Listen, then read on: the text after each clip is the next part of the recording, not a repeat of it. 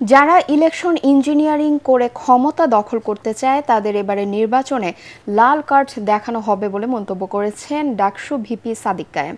তিনি বলেন, বিএনপি মুখে গণভোটে হ্যাঁর পক্ষে কথা বললেও তৃণমূলের নেতাকর্মীরা নায়ের পক্ষেই অবস্থান নিয়েছে।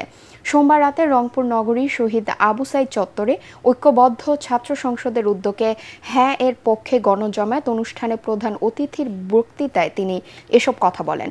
সাদিক কায়েম বলেন, জুলাইকে ধারণ করে নতুন বাংলাদেশের রাজনীতি করতে হলে গণভোটে হ্যাঁর পক্ষে বিএনপির অবস্থান পরিষ্কার করতে হবে।